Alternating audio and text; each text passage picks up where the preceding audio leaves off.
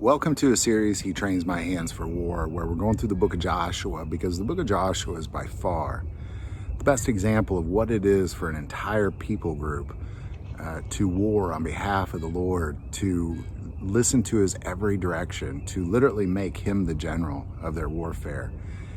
And regardless of how strange it may be, regardless of whether it goes against traditional warfare, it's the best example. And we should fully understand this, because in the end times, in the warring of the saints, it'll be a war between 144,000 Israelites and a multitude of tribes, nations, and tongues of Gentiles who are fighting on behalf of the Lord against the antichrist and his world army, of which nobody can stand up against. But yet we prevail for 3.5 years. We prevail against the antichrist and his army. And the only way we're going to be able to do that is we have to be obedient to what it is God tells us to do. And he's a never-changing God. The way he did it then is the same way he'll do it in the future.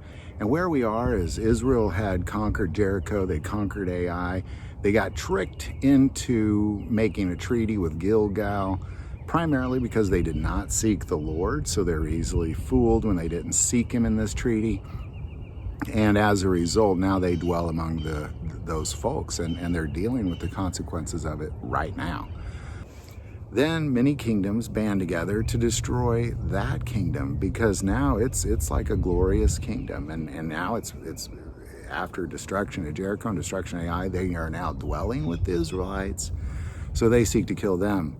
But God tells Joshua, do not fear, for I'm going to deliver them into your hands. And how all this plays out, we talked a little bit about it last time, but this is incredible. So we're just going to pick it up right there in 10, verse 8. And the Lord said to Joshua, do not fear them, for I have delivered them into your hand. Not a man of them shall stand before you. Joshua therefore came upon them suddenly, having marched all night from Gilgal. So the Lord routed them before Israel, killed them with a great slaughter at Gibeon, chased them along the road that goes to Beth Horon, and struck them down as far as Azekah and Makkedah. And it happened, as they fled before Israel and were on the descent of Beth Horon, that the Lord cast down large hailstones from heaven on them as far as Azekah, and they died. There were more who died from the hailstones than the children of Israel killed with the sword. Then Joshua spoke to the Lord in that day, when the Lord delivered up the Amorites before the children of Israel, and he said in the sight of Israel, sun, stand still over Gibeon, and moon in the valley of Ajalon. So the sun stood still, and the moon stopped, till the people had revenge upon their enemies. Is this not written in the book of Jasher? So the sun stood still in the midst of heaven, and did not hasten to go down for about a whole day. And there has been no day like that, before it or after it, that the Lord heeded the voice of a man, for the Lord fought for Israel.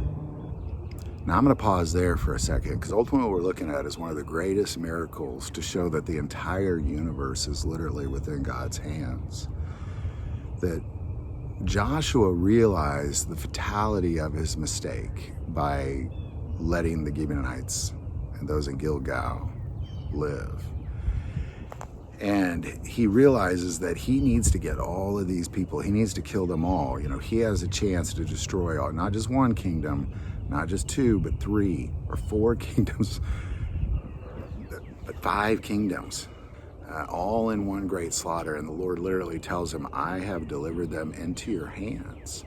And last time we talked about how God then pretty much put these men into an entrapment to where Israel can slaughter them.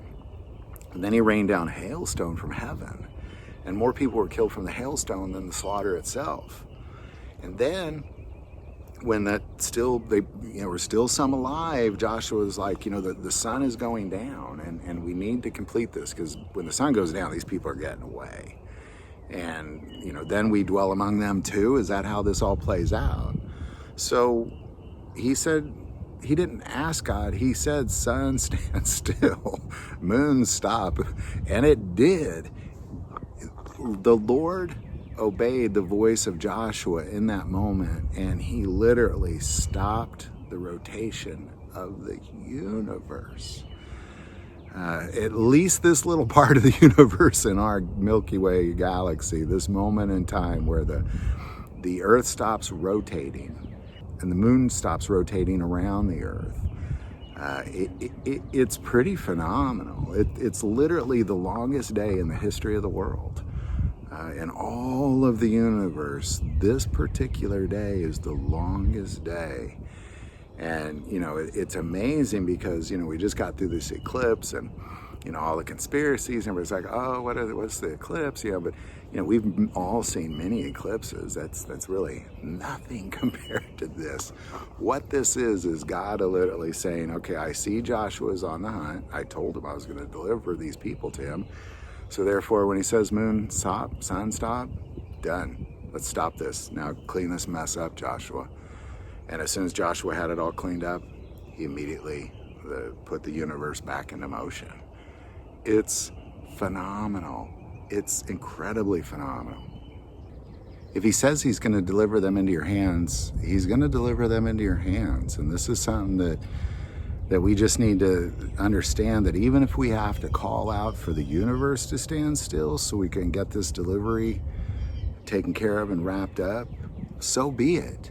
And we have to believe that this is possible as well. And I think that's where most people are going to fall short, is this lack of belief and ability. That God really does hold the universe in his hands. And he says he's going to do something. He's going to do something. Any thoughts or insight on any of that, definitely put that below. I do want to take a moment and say that most people watch this channel, they're not subscribers. Take a moment, hit that subscribe button. It greatly increases the algorithm and our ability to get these messages out. That link is below. But the most important part of this channel is we take prayer requests, and never hesitate to send that in. Thank you for watching this episode of God, Family, and Guns. And as always, love God, love your family, love guns.